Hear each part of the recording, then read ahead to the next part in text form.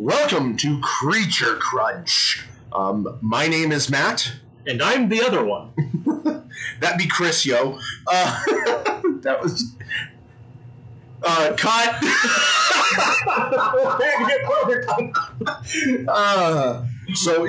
That's Chris. I'm Matt. This is the podcast where we are going to watch monster movies because we so enjoy them.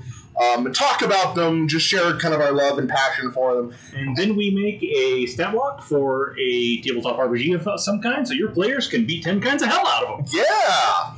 Because let's be honest, that's probably what's going to happen. At least if your group is anything like ours. If it's statted, they will kill it. So Chris, what's our first movie? What are we doing? Well, okay, stop me if you've heard this one before, okay? You and your coworkers drive like a dump truck, right? Yeah, like everybody does. I think that is super relatable. And you're out in the middle of nowhere, and then the conglomerate who owns the company that dump truck for tells you to go to a place in the middle of nowhere, stop and pick up a package because something's gone wrong, and they need you to take a look at it. Well, yeah, obviously. And then you stop there because otherwise you're not going to get paid. Because we all live in a capitalist hellscape. Mm-hmm, mm-hmm. And the company says, pick this up. And when it turns out what you're picking up, it's an axe murderer. Oh, no. Oh, no. Oh, no. Oh, man, I hate when that happens. Yeah. And then, when you start to take off, your truck breaks down. Just does not work. So it takes a while for the truck to get going. Axe murderer begins axe murdering people. And then only one person is alive, and you shove the axe murderer out of the back of the truck. Wow, that's I mean, I was on with you for a while there, but that is a strangely specific scenario there, Chris. Well, yeah, maybe it is just the plot of Ridley Scott's movie.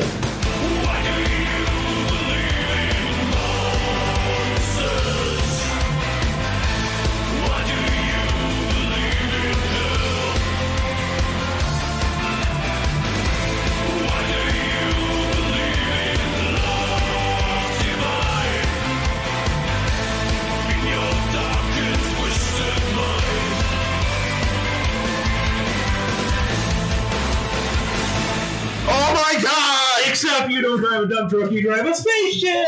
A space dump truck.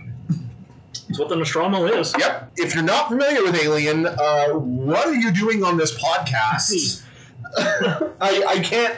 I seriously skipped over the other reviews podcasts.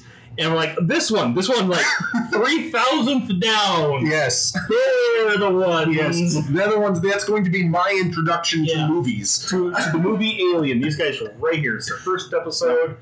They're going to nail it. They're going to knock it out of the park. So let's talk about Alien.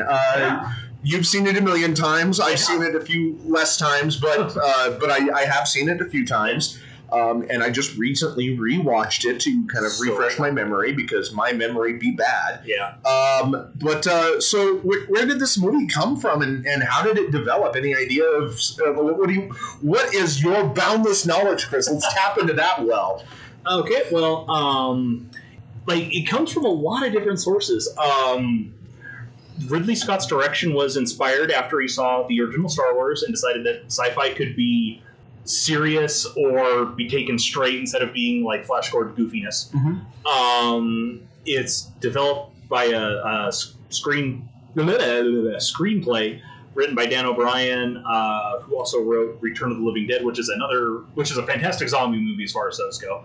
And Roland Shusett, who would write the later AVP movies, which Ridley Scott would determine as non-canonical to his Alien. Speaking of the canonicity of different Alien stuff, Ridley Scott is really contentious on that front about what he considers to be canon to Alien and Aliens. Like the AVP movies, he didn't want Alien to cross over with Predator. He did not want that at all. Hated the idea of it. So those he just didn't even consider. He hated the fact that in Predator 2 there was the Queen Alien skull in the Predator spaceship. He thought that was just completely ridiculous and pandering. He wanted his aliens to be the only threat in the universe.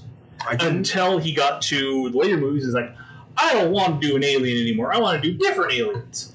And 20th Century Fox was like, no, you're making an alien movie. And he's like, I don't want to, but you are. And that's where we got Prometheus and Alien Covenant out of, because he keeps flip-flopping on whether he wants to continue with the aliens or do something completely out of left field set in the same universe. Oh, okay. Yeah. So that explains an awful lot. But It does. Like, trying to develop a timeline for this series is nearly impossible. Not only because of Ridley Scott's kind of flip-floppiness, but because it has been in a million different media. You've got the movies, you've got books, you've got comics, you've got short films, you've got board games, you've got RPGs, you've got everything, and a lot of it is considered canon to the original movie. Yeah, that's quite a bit of official plot that you have to kind of suss out. But fortunately, one thing that we did decide with this podcast is, as far as the creatures and the canon goes, we are only going to be focusing in on the specific movie in question. Right. So, we'll probably talk about this a little bit later. It's probably something we should have covered in episode 0. But as far as creating the alien stat block, we aren't even going to keep the greater lore in consideration. Where you want to focus on what the monster does in the movie we're talking about. Right. But again, we'll kind of cover that a little bit later on. That launched H.R. Giger into the public consciousness. Yeah. So let me. So obviously, H.R. Giger was, of course, the design head on the on the creature itself, the creature, the space jockey, and the inside of the spaceship. Yeah. So, which, if you've seen any of H.R. Giger's artwork, is immediately recognizable. He's got a very distinct style. Yeah, that bio-mechanical, pseudo-sexual style. Yeah, pseudo-sexual. Yeah. Yep. I mean, that's what the alien was supposed to be in the first movie. It's from its head shape to the jaws and everything like that. It is very, very psychosexual.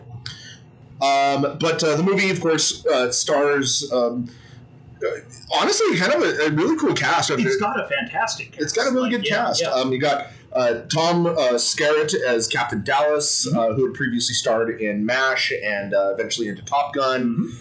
You've got Veronica Cartwright as Navigation Officer Lambert, who was originally actually set to star as Ripley. There's apparently a lot of miscommunication in there.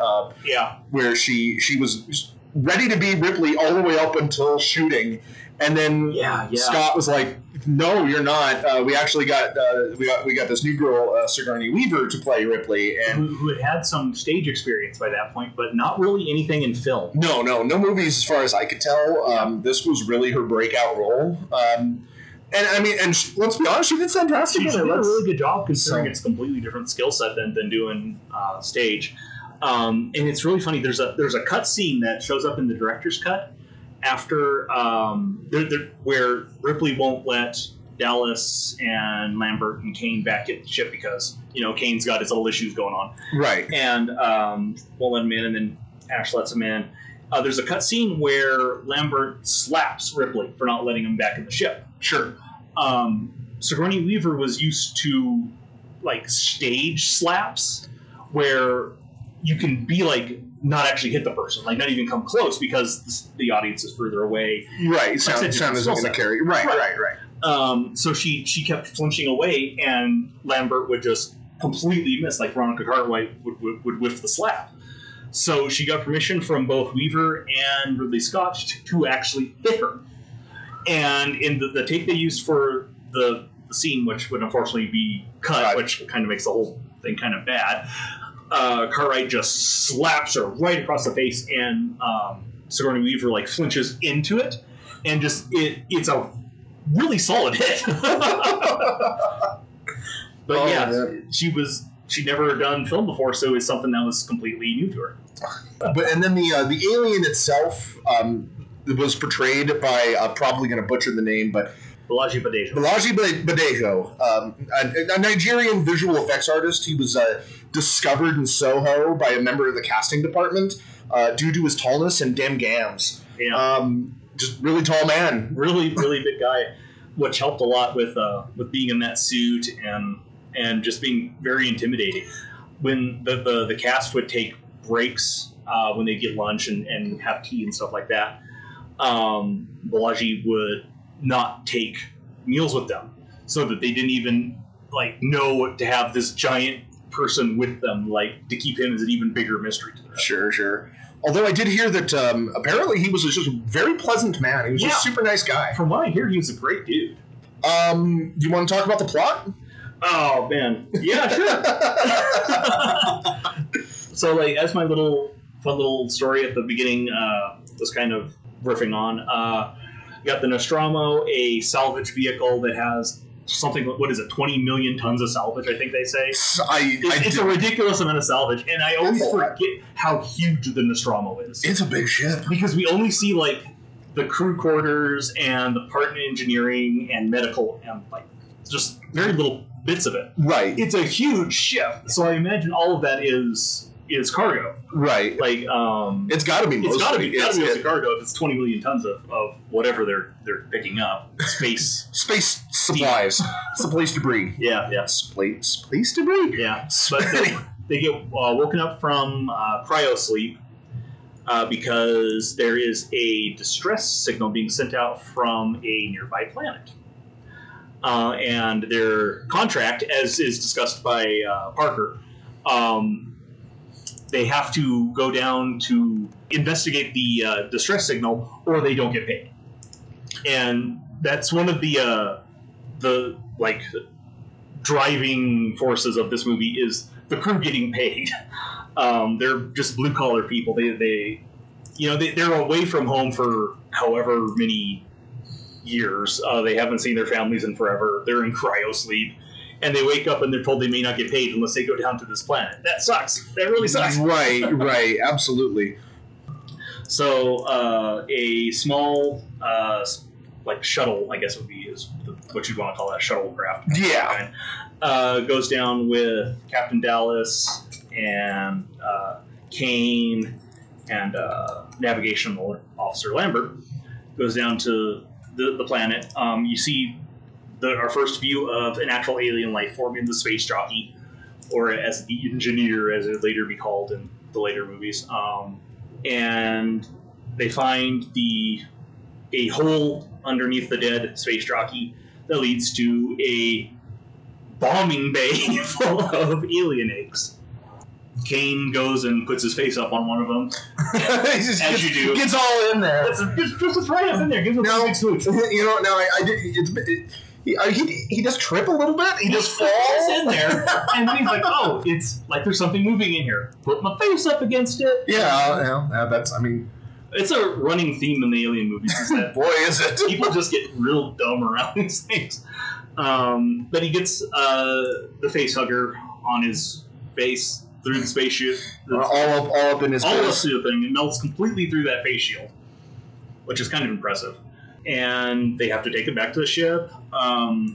They, investigate the facehugger for a while, find out that they can't get it off. It falls off by itself, and then in the middle of dinner, like a complete rude asshole, Kane has a baby alien pop right out of his chest.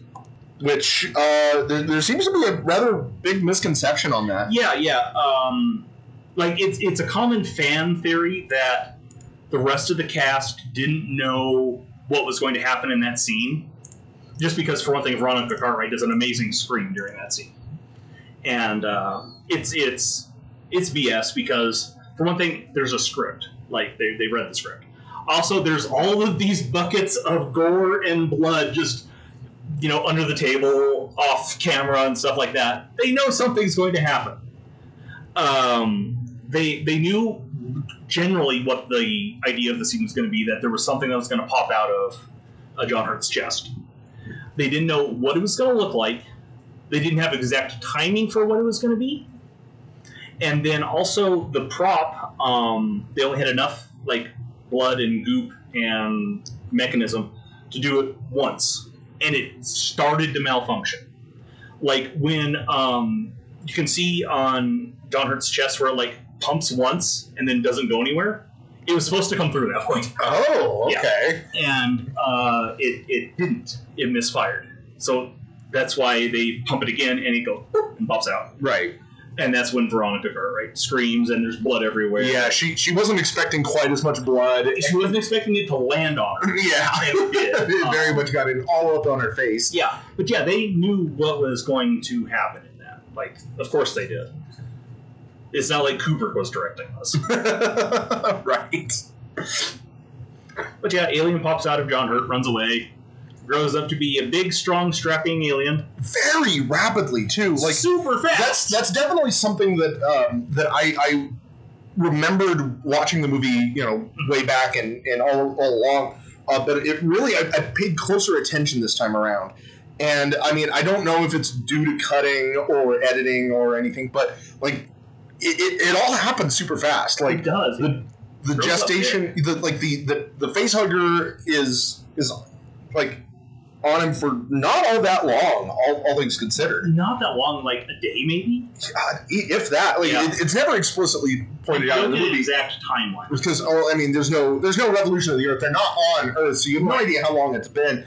And the way that the movie portrays it when they're sitting around talking about it, I got the distinct impression that it hadn't been that long. Yeah. Honestly, for me, it was like only a couple hours. I was thinking about a day just because like they had to get Kane out of from where he'd fallen, right, and load him up, and then transport him to the shuttle, and then get that back to the Nostromo. So a day at most. Yeah, I'd say a day. And then when he wakes up, when they find that the facehugger has fallen off and crawled away and died, and then he regains consciousness.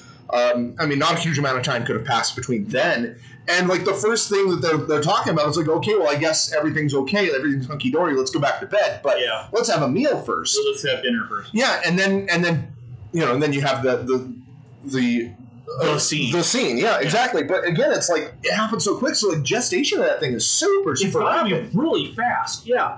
I think I know we're not really talking about the later movies, but in the later movies, it does seem to take a little bit longer. Right. Well, you always think. You got to think that something like that you would think would take a little bit longer. But but in that movie, it's got to be a matter of hours at most. Yeah. Before that, it's kind of ridiculous. That just popping right out of there. Yep. And then of course, after it shows up and runs away, it makes the most horrifying sound I've ever heard. Even the other alien noises throughout the movie, aren't nearly as bad as that sound that the chest burster makes when it looks at everyone. Yeah, that little screech. Yeah. I don't know what it is either. I can't find what that noise is. So that would have been an interesting thing to do, is try to research how they made some of the noises. Yeah, but I can't find it. It's too bad. But it pops out, runs away, and there's a lot of time of them looking for it, sure. But again, it couldn't be hours and hours and hours. And then the next time you see it, it's full grown. It's whoa! It's 7 foot tall. From what I hear, the common theory about why it was able to grow so fast when it doesn't eat anything, is that it does find its way into the rations and the food and stuff like that, and just goes hog wild on that stuff. Sure, but that's more of a fan theory, right? Yeah, I don't think it's ever actually proven in anything. And that's another thing that makes this creature completely terrifying, is it grows, it heals fast, it's nuts, it's spooky. Now, to be fair, we don't actually see it ever wounded in the movie.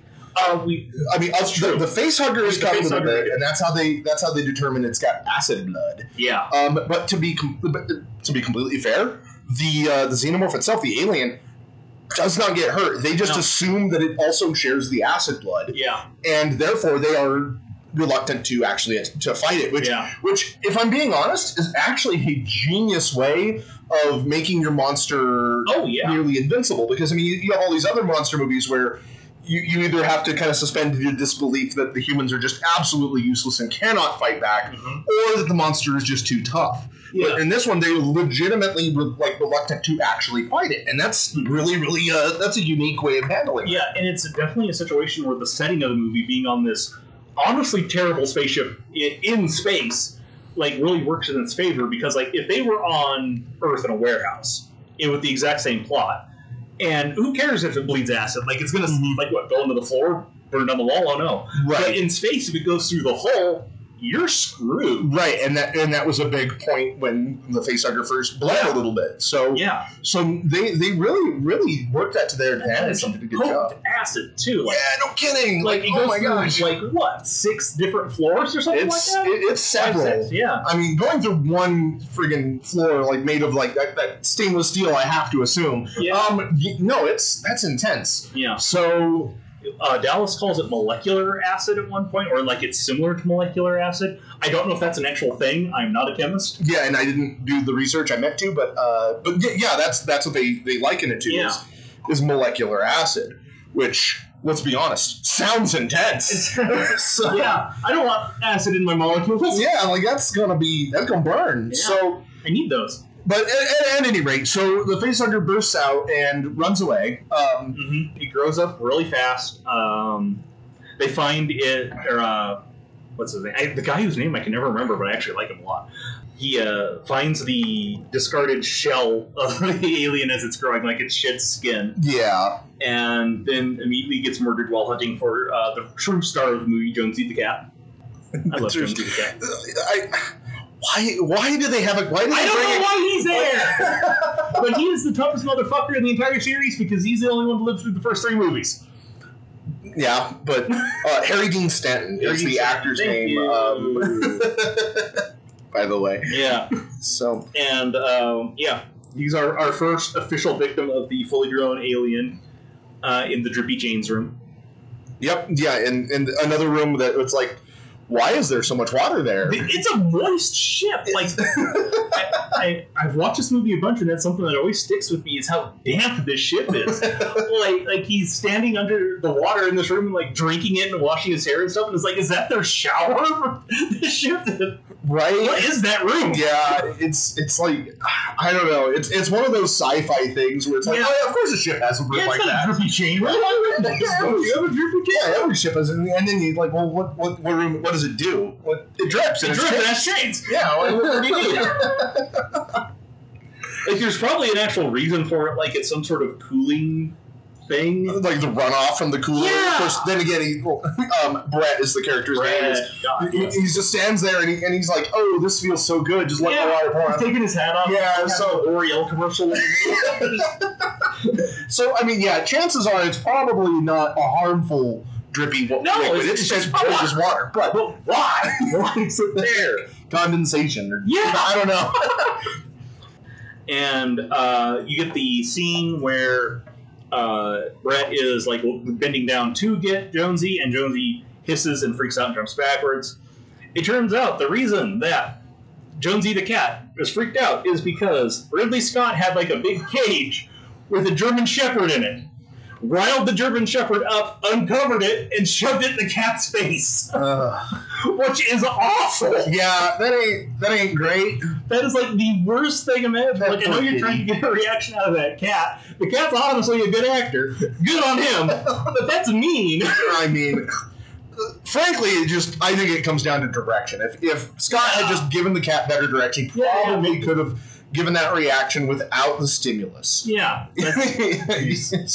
No, that ain't great. It's really not cool. We here at Creature Crunch do not condone German Shepherds in cat's faces. Yeah, cat psychological torture. Yeah. But Brett gets murdered by the alien, gets pulled up into the Drippy Chain room. We don't find his corpse. I don't think we ever see any corpses. No, and there's a reason for that. Okay. And this is something that is really, really interesting. Originally, Ridley Scott wanted it to be so that the alien could reproduce by making more eggs out of people. So in the original film, that giant chamber full of eggs was actually some sort of biological host. Something like that, yeah. It's really weird, and it was cut because the producers told them, like, dude, this makes no sense. Like, you can't just have this, because it's in a later scene where Lambert and Parker find Dallas in the process of turning into an egg. Okay. And I guess what it was is that the alien's tail is actually like a venom stinger. And when it injects them, it like shoots them up with some sort of crazy alien enzyme that forces them to metamorphosize into an egg. with, I guess, a facehugger inside of it. That's like, so the weird. alien's life cycle is insane. Well, I mean, I could see it like maybe it shoots the embryo, like it injects the embryo of the facehugger in, and then like the enzymes just slowly kind of dissolve the human body into like a human-shaped egg. Right. But you know, that doesn't make sense. It's like at that point, biologically, it's like, well, why don't just shoot it up with the embryo of another alien? But I don't know, like, and so like probably one of the reasons it got cut. Yeah, it did get cut, and however, since then, it has been reintroduced into canon as something that can happen.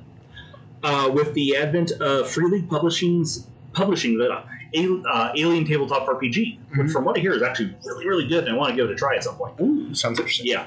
But apparently if there is a solo xenomorph drone, like we have in Alien, right, it can do that to continue to attempt to reproduce into a queen facehugger. Okay. So almost like restarting the colony. You're trying to restart the colony. Start a new colony. And Sure. I guess like when there's one solo drone, it becomes a lot smarter than when you have for real. When you have a ton of them. Because like in, not to go forward again, but in Aliens, they pretty much just have a rush attack. Right. In Alien, the xenomorph is like very clever and very stealthy. Yeah, he clearly uses its noodle. It uses its noodle for sure. It literally stalks the characters. Yeah, Quite yeah. literally. And so when you have just the one drone, it gets super smart, and it can try and make other queens. I see. It's really weird. Like, it's a bizarre bit of canon. But because we don't see any of that in this movie, No. we will not be taking that into consideration. No, it's just weird. But it's a fun bit of trivia. Yeah. So yeah, the alien it kills Brett, and then what happens? Well, from that point, let's see, is that when they decide to try? They find out it's using the vents to move around, Right. and they decide to try and chase it into space with flamethrowers. Yeah, pretty much like homemade flamethrowers too. Those are not like those aren't industrial grade No, flamethrowers. you can't just Those go are to Walmart and pick those up. no, and most dump trucks are not equipped with them automatically. At least the ones that I have. You got a jury rig though. Yeah. So, and that's what they do. They make their own, and then they give Pretty one serviceable ones too. Yeah, and they hand one to Lambert. Excuse me. They hand one to Dallas, and Dallas is like, I'm gonna crawl up on in that vent. Here I go. And that's the last we see of Captain Dallas as he is manhandled by the alien to death. Yep, the grabby hand scene. Yep. Like I remember hearing like other people's accounts of watching the movie, and that scene always freaks him out. For me, it cracks me up. It's just there's a flashlight, like jazz hand. Yeah, he's like, yeah, gimme. It's like, okay, it's funny. I mean, I'm sure watching it for the first time, not knowing what to expect. Yeah, it's terrifying. I'm sure watching it now, like completely removing suspense. It's like I know it's about to happen. Yeah, it's so funny. It cracks me up. But I do kind of want a side note here. They determined that the alien in the movie, the xenomorph, has been adapting its like. I guess maybe not even just the xenomorph itself, but the facehugger and the embryo kind of adapt to the atmosphere of the Nostromo. Like they indicate that it's adaptable, but one thing that it hasn't adapted is temperature, and that's why they determined that fire would work against it. Yeah. Which is a fantastic idea. Like, I love the steps in logic there. Instead of just kill it with fire immediately. I mean, which to be fair would also have flown. But yeah. An interesting thing though, upon watching it and knowing this in the movie, paying attention, it doesn't work. No, it's really weird because like especially in the video games, like when you fight a xenomorph, it's like use fire. They're weak to fire, or they don't like fire. Right. And it's not really that it's weak to fire. It's more it just don't really care to be lit on fire, which is understandable. Yeah, I think I can relate. Get that too. So like it backs away from it because it's fire. But still, in the movie, like the fire does nothing to deter it. No, it really doesn't. So like it's just interesting how that became kind of a staple of the Alien movies and like alien physiology. But yeah, Dallas is crawling in there. We got the grabby hands. His body is never seen again, at least in any official capacity. Yeah. So and then we have the I think another infamous scene with Ash. Oh yeah, Ash. And that's when Ripley starts taking control, going into Mother, the computer, the AI, I guess you could call it, the big blinky light room. Yeah, the big blinky light room, and then finds the truth, and then has her little scene with Ash. So she as he just pops up behind her shoulder like, "Hey, what you looking at?" Yeah, like, and it's revealed that Ash is, of course, an android. Mm-hmm.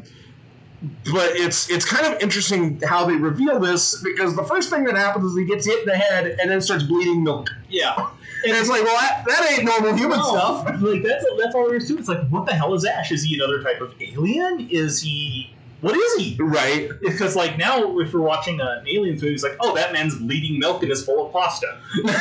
He's an android. Right. But back then, it was nobody had any idea. Yeah, what the hell is going on? And it's like you still don't really know what's going on with him until they knock his head completely off, and Parker shouts, "He's a robot!" I don't know why robots run on pasta infrastructure, but it's the future, Chris. That's why.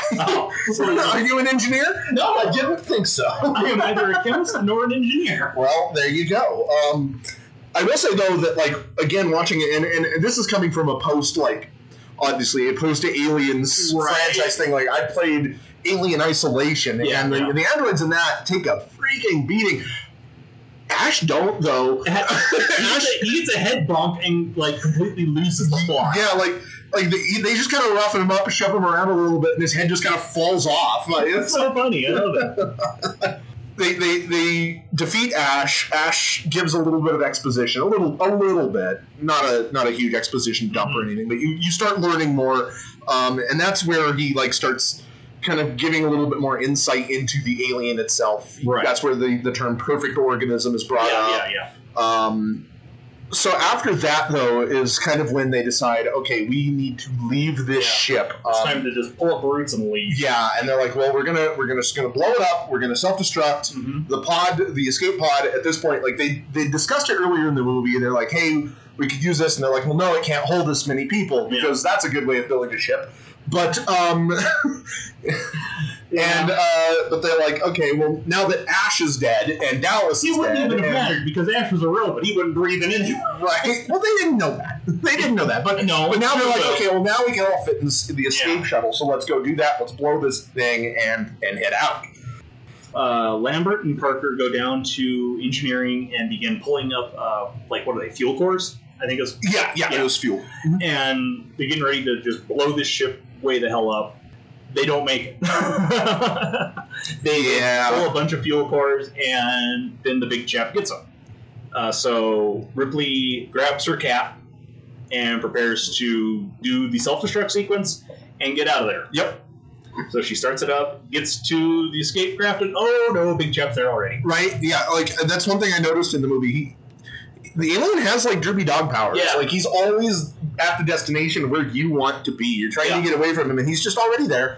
Yeah, it's really funny. They use that motion tracker to kind of try and track where he's going to be. Mm-hmm. It never seems to work properly. Right. But the alien always knows where they are. He's got a better one. Well, yeah. I mean, pretty much. I mean, theirs again is jury rigged, as they point out in the movie, and they explain kind of the science BS behind how it works and moving the air and all that good stuff. But really funny. But no, the alien clearly had already landed. He forgot. He remembered to bring his from home. Yeah. From inside of we've talked about the size of the Nostromo and the layout of it. How are those air ducts laid out in this? Right. Everything leads to everything else. Yeah, I mean, I guess that is technically how air ducts are supposed to work. But it's just really funny. There's no... What, did he get stuck in a fan a couple times? You would think you would have to, but or at least cross one and be like, ooh. Wouldn't that be the worst though? They're like, hey, this thing can bleed acid, and we really don't want to lose it. And then it's like, oh, I accidentally cut my finger off, and now you're all dead. What happened? What? It just falls into a big ceiling, big spinny fan, and just everywhere. Oh man, that would be a considerably different and less entertaining movie, but. So yeah, she's trying to get away from it. She goes back to the self-destruct thing to try and turn it off so she doesn't blow herself and her cat up. Mother won't do it. Yeah, well, I mean, the apparently the method for blowing it up for stopping it blowing up is more complicated and time consuming than triggering it. It's video game logic. Yeah, it's like, okay, well, whatever. But yeah, you have to reset all of the fuel cores and stuff, and then like activate or deactivate the countdown, and then Mother ignores you anyway. Yeah, as she does. As she does, yeah. So, so then, yeah, Ripley is kind of in a tough spot. She has to get to the ship, to the shuttle with the cat. She ends up getting away. Yep. But then it turns out Mr. Alien is on the ship. Right. And that is a great scene because you legit do not see that alien. No, absolutely not. Yeah, it's very well done. It's a testament to the costume design for sure. Yeah, and lighting and the set design. Because set design. He looks like the pipes. Right. And then he starts to move and it's like, oh, those aren't pipes, that's bites. Yep. But apparently he's tired after killing a bunch of people because he's just laying. He's like kind of curled up in there. Stuck. Yeah, and he's just kind of like hanging out in there. And Ripley has plenty of time to like go and get on a spacesuit and get everything ready while he's just kind of like, yeah, I'm just taking a nap, man. Yeah. And then she blasts him with steam, and it's like, yeah, he doesn't like steam. He doesn't like that. Which, to be fair, probably is the indication of the heat change. Like that's probably the or he just doesn't like a bunch of steam blasted in his face. I don't either. He's never experienced a sauna. I'm sorry. Yeah, because that's what they do at saunas, right? They just blast a bunch of steam directly into your face. Yeah, that's I knew it. But yeah, she blasts him with some steam, kind of corrals him where she wants him to go. He's able to, like, after she opens the space doors. I was going to say the airlock, but it really wasn't much of an airlock. It was just a space door. Yeah. But I mean, he holds on. He's apparently a lot stronger than he probably is indicated anywhere else in the movie. But of course, she ends up getting him out, sucking him out into space, closing the door, and he holds on to the engine. Like oh, that's right. Yes, he kind of climbs up. He starts climbing into it too. Yeah, he's going to get back in, which is not where I would climb, but you know. Well, I mean, he was smart up until that point. Well, then again, he doesn't know what he's doing. Yeah, no, he's just wants. And like the thing is, she blasts him with the thruster, and he lives. Yeah, that's still intact. Yeah, that still didn't kill him. That's wild. Yeah, so this thing is tough. It really is. But at any rate, Ripley, she climbs into her freezy pod and heads back to Earth, happily ever after, right? Yeah, and everything is perfectly fine from there on. Yep, that's what I thought. So yeah, that was the movie Alien. Iconic, just absolutely an amazing movie. As far as I'm concerned, it's the best of the best. It's definitely like no movie's perfect kind of thing, all that BS. But like this movie's practically perfect. Yeah, everything about it still holds up. Like absolutely, 40 years later, it is an excellent movie. Yeah, it is just an absolute treasure of a movie. Yeah, like it's tense the whole way through. Everything is very deliberate. Like there's no just throw it in type stuff. Except maybe a cat. I'm sorry. I'm sorry. Why would you break that? I don't know. And really it can't be good on that cat to freeze it cryogenically. I assume it was frozen the first time, like when they. Well, no, I assume so as well. But, I mean, it's been frozen twice at this point. Right, but he's used to it. I can't be good for the. I mean, future technology. I mean, to be fair, humans can't do it either. It's bad on us as well. That is sci-fi BS, but still. But anyway, the only thing I can figure is that it was like, okay, you can have your one comfort item. They brought her cat. Yeah, maybe. Yeah, okay. Like Parker's got his little bunk full of nudie mags and stuff. Yeah. And Parker or Brett, I don't know which one. Brett's got his hat. Brett's got his hat, yeah. and Dallas has his hat too. Dallas has his hat. Well, Dallas, yeah. Okay. Yeah, he's got his cowboy. Yeah, and Ash has all of the goop inside of it. Yeah, Ash has pasta. Yeah. Ash got milk and pasta. He was milk and pasta. That's the perks of working for the company directly. So you get two things. Oh, yeah, you get milk and pasta. Yeah, you just have to have them in you. Yeah. It's really funny because like you think they didn't want the crew to know that Ash was a robot so bad that they froze their robot. Yeah, right? that is a good point because it done in Prometheus, I'm pretty sure what's his face, David. The robot David, he's just He's just chilling. Yeah, he's taking care of everything while everyone else is asleep. Yeah. Which makes sense. Yeah, right. So But Ash is like, no, we're gonna. No, I'm a man. You were super deep. I'm a real boy. just be very careful not to scrape a knee, please. Yeah. As soon as you leak milk, you will lose your mind. Yeah. They'll know. Your head will pop off. It'll be a thing. Yeah, you're gonna start giggling insanely and spinning around and doing the flappy attack. Although that does beg the question, though. It's like, if the company wanted to implant an android, like kind of double agent, or I don't know if that's the right term, but like, well, why not just make it the captain? Like, yeah, like, I don't know. Wouldn't it, or just send a bunch of robots? I don't know, but yeah. Well, it was probably the plot of one of the books. Oh, okay. Yeah, but I mean, it was probably more of hey, I just found out that this ship is heading, this dump truck is going to this specific spot. The company is probably like, oh, we know it's around there-ish. Yeah, we call it a science officer. We've got a robot that's trained as a science officer.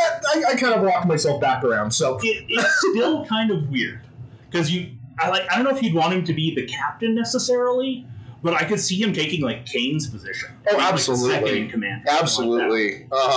Yeah, maybe not the science officer. I mean, because like, who knows human biology better than a robot? Yeah, like, I guess. Have you gotten your milk? Yeah, like, clearly, Kane's on the table with the face hugger. Yeah. Like, I know the problem. We just need to give him some more milk and pasta. Yeah. Like, what?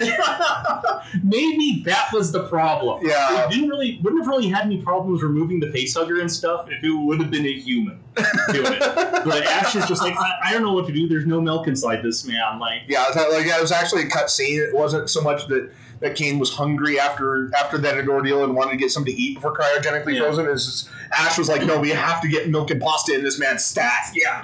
And that's why he's complaining about the food. It's like, oh, the food's so bad. Well, yeah, it's just milk and pasta. Yeah, that's a terrible combination unless you're 4. Right. But all right, but yeah, let's. I think we should dive into the stat block section now. So, Chris, you already did a little bit of work on the stat block itself. You based the So you kind of based a lot of its stats off of the Barbed Devil. Yeah, use that as kind of a starting point template for this critter. I did make it a little bit tougher and a little bit faster than the average Barbed Devil. Just from what we see in the movie, it's very fast, as the way it scuttles hither and yon throughout the ship, and a little bit tougher because, as we mentioned, it takes kind of a beating from different things without really getting messed up. Right, at least in the end scene. Yeah. It can definitely resist the effects of explosive decompression and also the engine in its face. Yeah, and of course the dreaded steam. Yeah. So it's a little bit tougher and faster than the Barbed Devil. I did give it higher AC based off of that. It also has resistance to acid, judging by the fact that it does not dissolve itself. Right. Yeah, it's kind of made of acid, so it's a silicon base. Yeah. Okay. It's a silicon base. Okay, but it's got acid inside. Yeah, so it stands to reason that it would be resistant to acid. Absolutely. Correct. We've also got a decent stealth bonus for this critter. It makes sense. Yeah. He does a lot of sneaking around. When I was working with its abilities and attacks and various things like that, this is where it really deviated from any previous template. I knew I wanted to have it have acid blood because that's a trope. That's kind of a... That's what it does. Yeah, it's a distinguishing feature of the creature, for sure. So I wrote it as when it would take any sort of bludgeoning, slashing, or piercing non-magical damage. So for just your average warrior sword, club, whatever. Right. All other creatures, meaning not it, in if from 5 feet around it, need to make a dex saving throw or take acid damage. That makes absolute sense. Splashes out from being hit. Right, absolutely. That makes complete sense to me.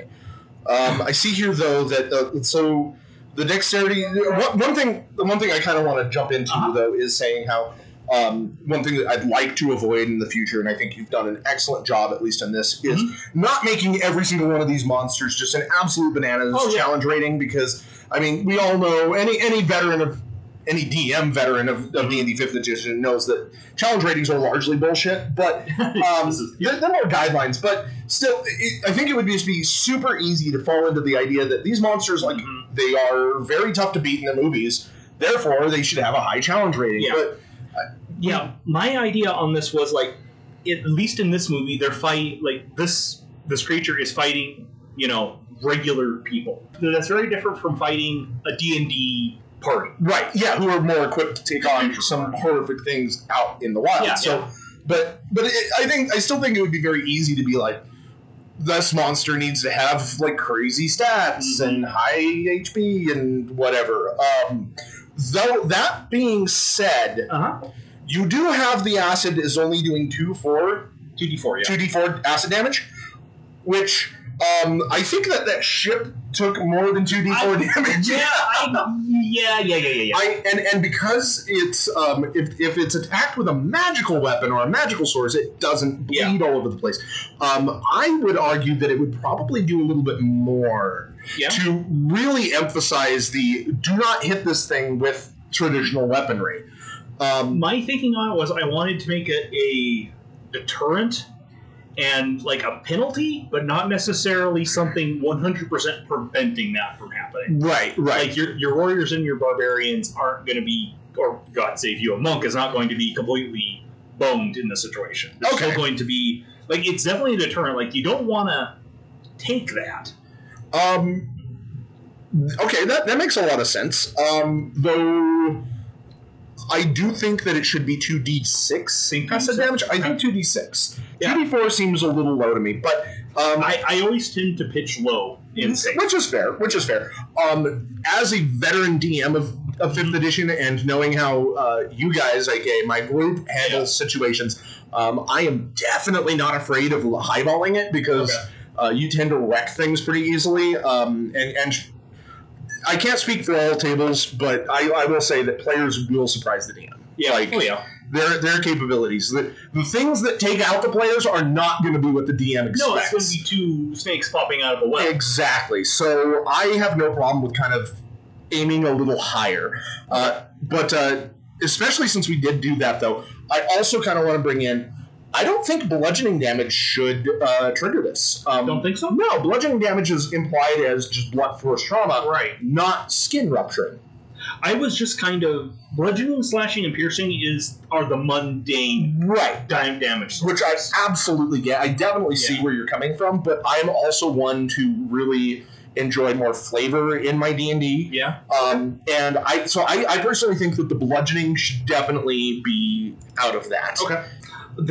Especially with that, I definitely don't have any problem with cranking up that damage. Exactly. Kind of a balance there. A little less likely. Honestly, I'm on the fence on the magical thing. Like, I think that maybe like a magical slashing or piercing weapon would still do it. I see where you're a whole lot that does that though.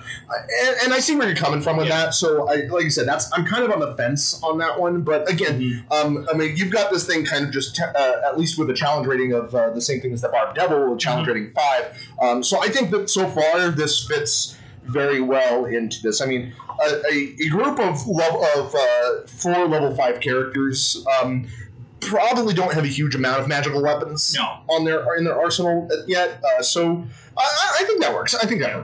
And I'm also more basing that off of other similar abilities that creatures have, where it does have the non-magical claws. Right. Yeah, that is a lot. That is a huge separator between what makes monsters, at least in the designer's eyes, of what makes monsters dangerous. Right. I will say in practice, it's not usually that great of a kind of a guide rule, because usually by a certain level, all the characters have magical weapons, period, and they aren't going to be using non-magical weapons, unless you're a really good DM and can work that into the story. But I think that for the purposes of this, I think that works really well. Okay. So that's the acidic blood. I think that works well. It's only a DC 13 Dex saving throw, which isn't super hard to pass, but it's also a little bit more challenging. It can be rough on like your tanky characters, like a paladin or a berserker or something like that. Right. So yeah, I think that works very well. So My knee-jerk reaction is also to try to like add a clause into it, like corroding armor or weapons and shields and things. But I think that probably gets a little too complicated. So. Yeah. All right. So what kind of what other things can it do, Chris? Okay. Well, I also had like one of its stronger attacks in the movie is those jaws, like the mandibles inside the jaws. Like Yeah, the second little mouth. Yeah, yeah. The goblin shark attack. Yeah. Which so I definitely wanted to kind of replicate that. Absolutely. So I gave it this brutal jaws ability, which is a combination of like the reckless attack and the brutal critical. I wanted to make sure it felt strong, but also maybe left it a little open while it's extending its powers. Right. Which makes an absolute sense. Yeah. I mean, we see this maybe not explicitly in the movie, but we see this just wreck house, and you look at that and you're like, yeah, I don't want to get bit by that. No, definitely. Like even more so than usual. So yeah. So what I did is I gave it ability where when it makes a bite attack, it has advantage on the attack. And does critical damage on a 19 or a 20. But also, attacks against it have advantage until its next turn. Kind of, like I said, kind of bringing together that brutal attack, or brutal critical, and reckless attack. Okay, yeah, absolutely. My knee-jerk reaction would be to try to make it more flavorful and be like, well, instead of giving it just automatic advantage on the bite attack, let's give it like a grapple thing, and then when it's grappled, but again, about that. I think that gets a little too crunchy. Yeah, it's easy to get lost in the weeds when you're doing stuff especially like that. For me, I will admit. Yeah. So I'm glad that you were able to kind of ground me on that. So no, I really like that. Critical on 19 or 20. Having advantage on the attack makes it a very, very dangerous attack. Yeah. But then, of course, when it uses it, having advantage against it, it's vulnerable. It's out in the open. It's not using its stealth to its advantage. Yeah. It's just there with its mouth open and its little inner mandibles extended, right for the chopping. I've also, in like several of the Alien comics, I know we're not really bringing that stuff in, but like whenever it makes a mouth attack, it's real common to see somebody like either bat it away or grab that little secondary mouth. So it's like, okay, when that happens, it's like, okay, it's leaving itself a little low. Okay, and I don't think I can fault you for reaching a little bit outside of the knowledge, just from a logic standpoint. It's going to get a little bit more tricky for some of our other monster movies, but so I think that taking creative license and a little bit of imagination is perfectly fine. So yeah, Brutal Jaws, it's got that. Yep. And for its third non-attack ability, I gave it an ability called Darkened Carapace. Taking advantage of that big stealth bonus, it gets advantage for stealth checks in low light and darkness. Which is chef's kiss flavor. Yeah. Like that is genius. Is that from anything, or did you? I think there's other creatures that have similar abilities. I didn't really take it from that when I was thinking about it, but it's a pretty obvious ability for stealth-based ambush creatures. Okay, and I think it absolutely works. I have no complaints about that one. So those are its just kind of its abilities, so to speak. So what kinds of actions can it take, Chris? Okay, well, it obviously has a multi-attack. Most creatures do. Right. I mean, it's all difficulty jump. Yeah, it's all that action economy. Right. So you're the Xenomorph, or as I am calling it, the Xenodrone. Okay. So that to differentiate. Yeah, it's our own thing. So it makes 2 claw attacks, or a claw attack and a bite attack. Okay. Alternatively, it can make a tail attack. Okay. So it's got 3 different types of attacks it can make: 2 claws, a claw and a bite, or a tail. All right. I dig that, though I would rearrange just a little bit. If it were me, I would switch the bite and the tail. So it could make 2 claw attacks, or a claw and a tail attack, or alternatively the bite attack.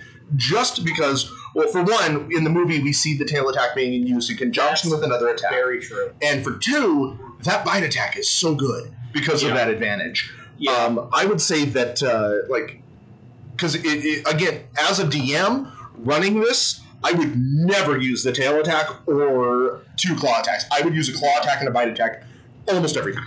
The only reason I made the tail attack separate instead of being part of everything else is because it does have a reach, and by itself it does more damage. Which I definitely can see where you were coming from that. I would still say that instead of... Honestly, if it were me, for simplification's sake, I would just say it makes a claw attack and a tail attack, or it does the bite attack. Yeah. And then maybe decrease the tail attack damage. Kind of jumping ahead, the tail attack at this point, like you said, has a 10-foot reach, which absolutely makes sense. And on a hit, it does do 2d8 plus 4 piercing damage, which compared to its 1d8 bite attack or 1d6 claw attack, is a substantial upgrade. Maybe just a little bit less damage, maybe 2d6 as opposed to 2d8. And then I think that the mouth attack, the bite attack, if it is the alternative, needs to have a little bit more of a punch. So I'm thinking that one should be 2d8. Yeah, I think 2d8. I think that works. Yeah, if that's the attack that it can only do the one of, instead of being paired with anything else. Right. Definitely. Yeah, because that'll give it incentive to dedicate it to forego the action economy and go for the single attack, which would do a massive amount of damage and be very likely to do so because of the advantage. Though it would, again, forego one of the attacks and also leave itself wide open. So, and for its multi-attack, how about this? Because if it does a claw attack and then a tail attack, the problem is going to be, what if the target is 10 feet away and it can only hit it with its tail attack? The way I'm looking at this from a DM perspective is if there's an enemy within 5 feet of it, it can make 2 claw attacks. Right. If there is an enemy within 5 feet of it and then another enemy within 10 feet of it, it can attack with its claw and attack with its tail, which to me really falls in line with what we see in the movie. And then if there's just enemies too far, like 10 feet or further away, it's probably just going to close that distance and then attack. Okay. So, yeah, no, I get you.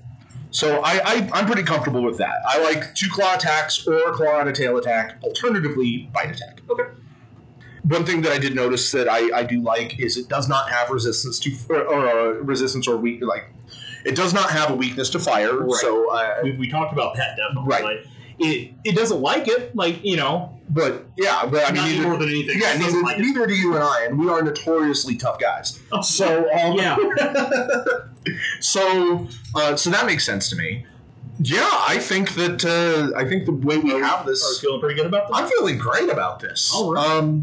As always, but from here on out, I should say. As always. As in this one episode, our stat blocks for our creatures are available on our Twitter at CreatureCrunch. Yep, absolutely. And then I'm wondering if maybe we should make the subsequent ones Patreon exclusives. Are you saying we're going to have a Patreon? Oh, we're gonna have a Patreon. Everyone has a Patreon. The way I look at it is, why wait for it to get popular and then make a Patreon? I think we should just start at the ground floor both ways. I mean, it doesn't hurt. So, for $1 a month, you get extra creature stats. Yeah, exactly. I think for $1 a month, and I mean, I'll come up with some more stuff. But I think that I personally think that the main stat block, I mean, that's got to be like that's half the focus of the show. That's gonna be on our Twitter, like Chris said, at CreatureCrunch. But I think that the subsequent stat blocks, so the Facehugger and the Android, which I very much intend on doing, you can find those on our Patreon. Just subscribe at the any level, at the any level that I haven't made yet. Hey, give us $1 level. Yeah. Hey, this one was $1, right? Yeah.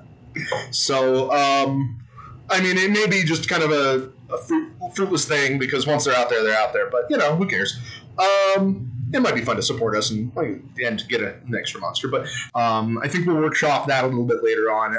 But yeah, that's kind of all I've got on the monsters from Alien. Did you have anything else you would like to add? I just want to say that this is my favorite movie of all time, and I'm glad we covered it. Do we want to announce what we're doing next? So we haven't really entirely decided is the problem.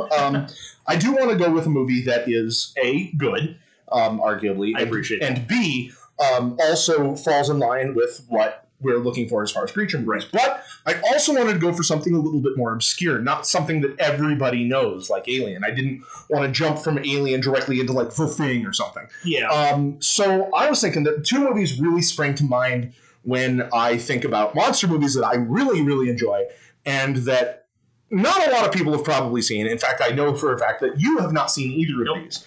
The 2016 feature The Monster, about a mother and a daughter on a road trip. Well, that's kind of putting it...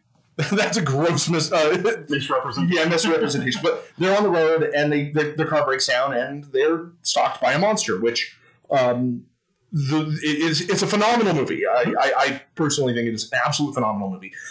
So that's one of my picks. The other one, I think, is even a little bit more obscure. It's the 2019 movie Sweetheart, which is about a woman who is on stranded on a deserted island, and every night something starts coming out of the water something comes out of the water and is scaring her, and it's about her trying to get off this island. Very, very good movie. A very good monster movie. So one of those two, I think, is going to be the next one that we do. I don't know if you have any input based off of those two descriptions. Man, I don't know. They both sound good, and I know they both get your recommendation, which is enough for me. Which one do you feel like doing? I don't know. We'll figure that out, because, like you said, I'm really on the fence, just because the monster is... where the monster is a really good focus on the movie and is a really good creature in the movie, the story of the movie doesn't revolve around it. It's more of just the kind of the obstacle that... An incidental monster. The story is about the relationship between the mother and the daughter. There's a lot of flashbacks, and it's a very emotionally charged movie, especially if you can relate to any of that. But the monster is really cool, I'm not going to lie. On the other hand, Sweetheart is definitely more in line with the creature feature. It's not trying to tell a deeper story necessarily. It's not trying to invoke that sort of same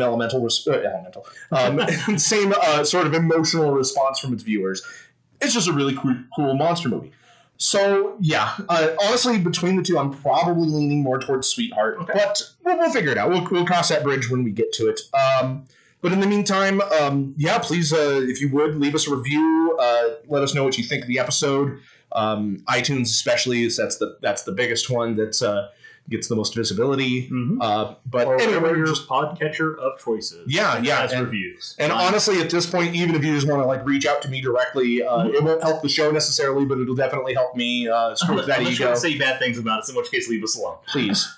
If you want to say bad things about us, just close the podcast. Just shout it into the void. And pretend that we don't exist, because let's face it, we practically don't anyway. But and then if for whatever reason you really enjoyed us, and you want to follow us individually, where can they find us, Chris? They can find us together at Creature Crunch on Twitter. They can find me at The Library C, that's CEE, on Twitter. And where are you? I am Danny_Hamsteak on Twitter. So, but you can also follow our other podcast, Shouting at Dice, which is our actual play D&D podcast that, although at the time of this recording, it's mostly just a collection of incomplete pre-made campaigns, but that would hopefully change in the future. But, keeping our fingers crossed. Yep. But we still have fun with it. So, but thank you very much for listening. I really appreciate it, and we will see you guys in 2 weeks. Bye.